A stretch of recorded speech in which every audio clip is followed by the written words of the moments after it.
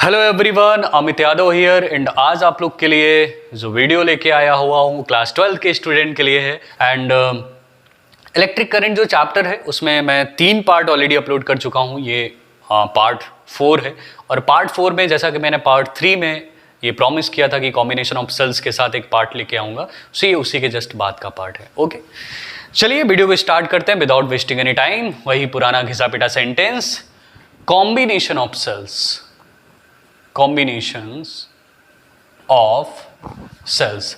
Sales के बारे में आप पहले से जान चुके हो। सेल क्या होता है? It is an device. कई टाइप के होते हैं, primary, secondary, dry cell, Leclanche, renewable, non renewable, जिनको हम बार बार यूज नहीं कर सकते वो नॉन रिनेबल होते हैं, और जिनको अपन हम बार बार यूज में ला सकते हैं वो कैसे हैं? रिनेबल सेल हैं। ओके, तो इतना कुछ हम लोग कॉम्बिनेशन ऑफ सेल्स के बारे में, सेल्स के बारे में जानते थे। यहां पर अब उन्हीं सेल्स को कंबाइन करेंगे, और कंबाइन करने का हमारा जो पहला तरीका रहेगा वो क्या रहेगा? In series. ओके, सीरीज के बाद हम लोग पढ़ेंगे इन पैरेलल कॉम्बिनेशन, और पैरेलल कॉम्बिनेशन के बाद जो सबसे मेन इंपॉर्टेंट होगा वो क्या होगा? Mixed combination of cells. ठीक है, ओके, तो इतना हम लोग पढ़ने वाले हैं। चलिए वीडियो को स्टार्ट कर दिया है ऑलरेडी हमने। ओके, तो फर्स्ट कॉम्बिनेशन ऑफ सेल्स क्या होगा? In series combination. Series combination में क्या पढ़ने वाले हो? हेडिंग लगा लो, हेडिंग क्या लगाओगे? Combination of cell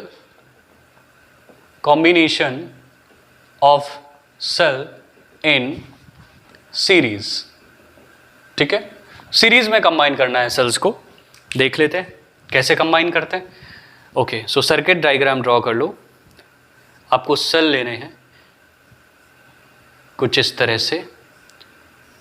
okay, series combination है सेल्स का, बना लेते हैं सीरीज कॉम्बिनेशन। और ये सेल कितने हैं? n सेल हैं। तो ऐसे आगे बढ़ाने के बाद में चाहो तो हम कुछ इस तरह से भी ले सकते हैं। ठीक है, ओके, फाइन। सो इसको चाहो तो ऐसे ब्रैकेट में भी क्लोज कर सकते हो।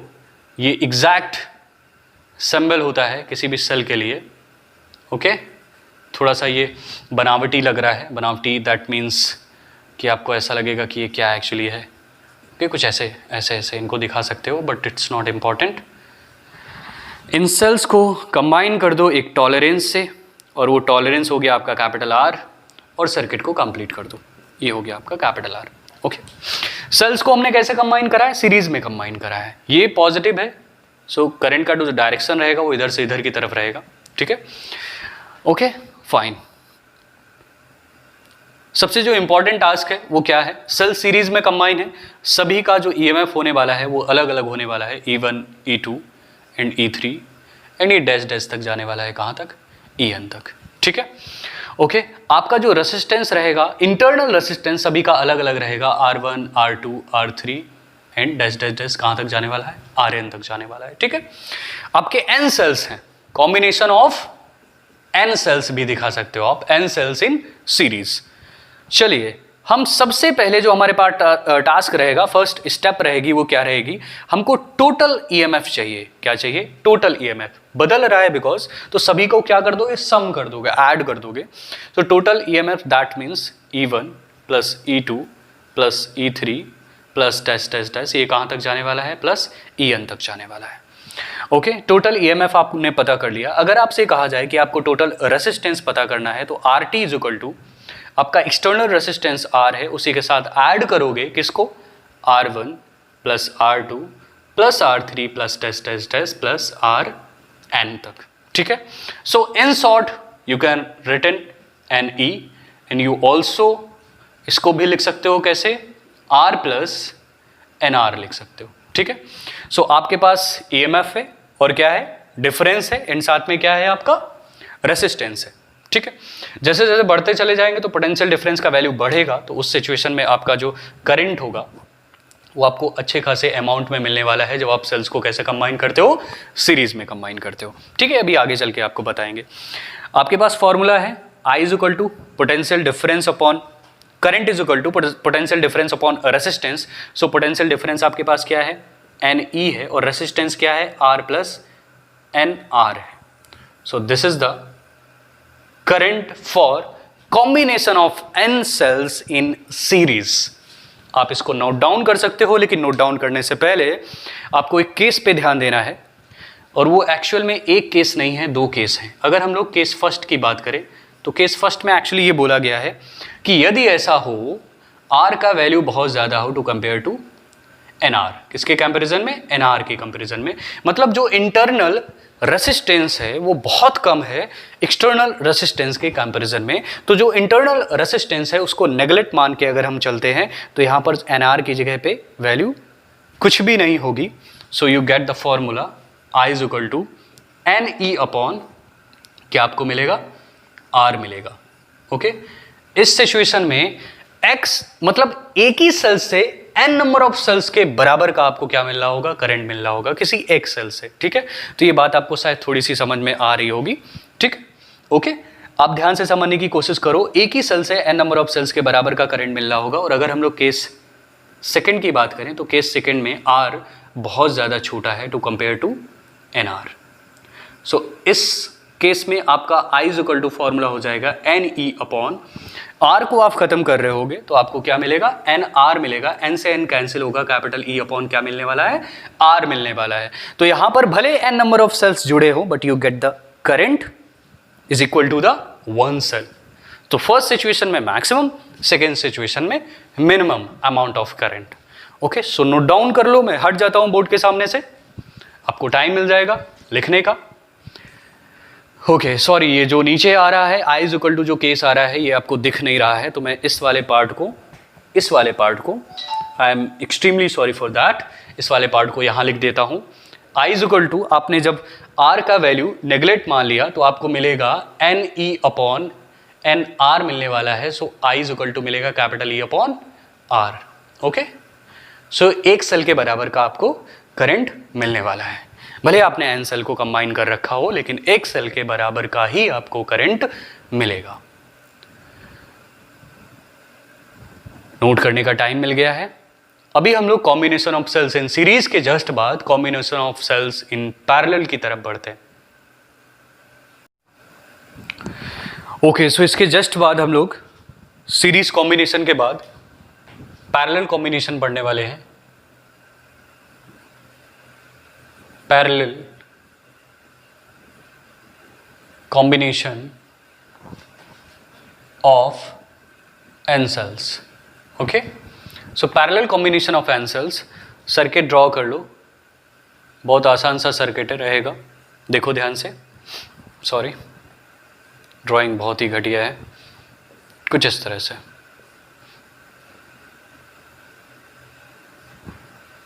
ओके, थोड़ा सा समय लगेगा, एक बीच में भी जोड़ देते हैं। इनको छोटा छोटा कर लेते हैं, कुछ इनको थोड़ा सा छोटा कर लेते हैं और एक बीच में भी लगा देते हैं।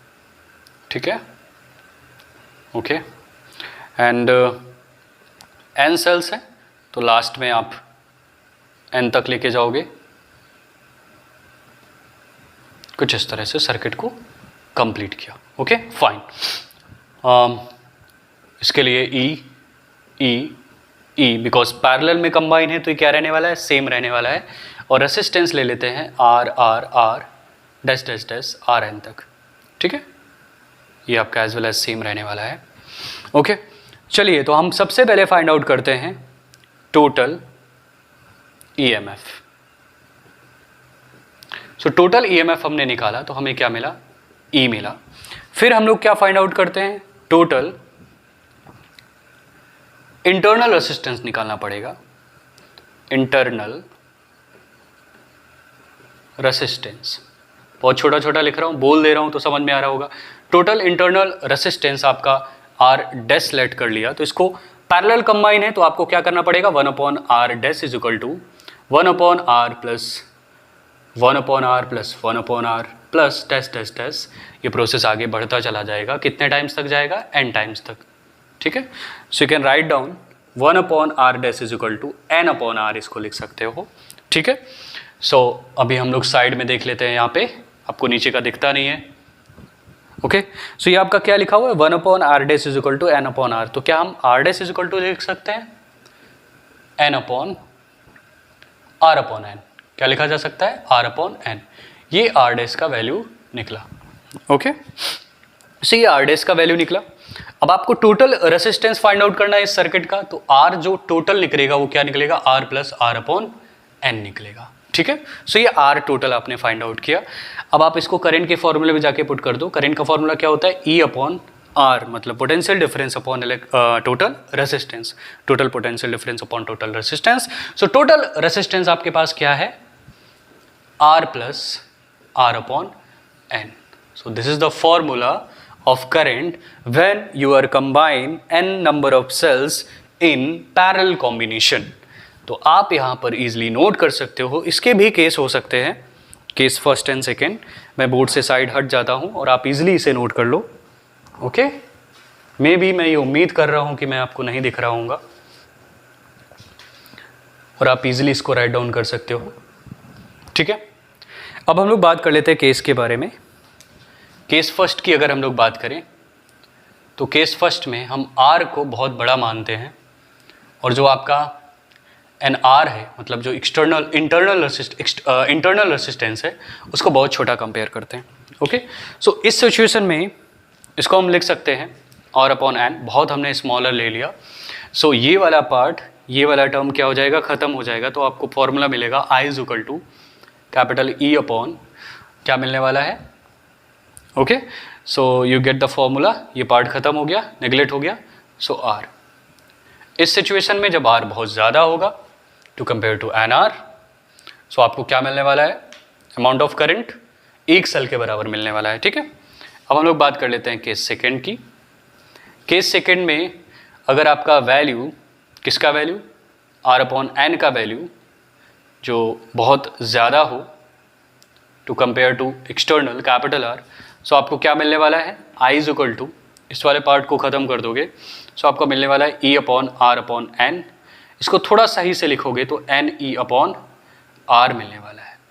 सो इस कॉम्बिनेशन में, इस तरह के कॉम्बिनेशन में नीचे वैल्यू क्या आ रही है, मैक्सिमम, और ऊपर वैल्यू क्या आ रही है, मिनिमम, करंट की वैल्यू। ठीक है, तो केस फर्स्ट एंड सेकेंड आप यहाँ से इजिली नोट डाउन कर सकते हो। पैरेलल कॉम्बिनेशन ऑफ सेल्स, दोनों तरह के कॉम्बिनेशन हो गए जो आपकी एनसीईआरटी में गिवन है, और मिक्स्ड कॉम्बिनेशन का एक सेपरेट अलग से वीडियो बनाऊंगा। ठीक है, शॉर्ट वीडियो होगा, आप इजीली वहां से उसे देख सकोगे। ओके, सो मिलते हैं नेक्स्ट वीडियो में, तब तक के लिए अपना ख्याल रखिए, खुश रहिए, घर पे रहिए, सुरक्षित रहिए। धन्यवाद।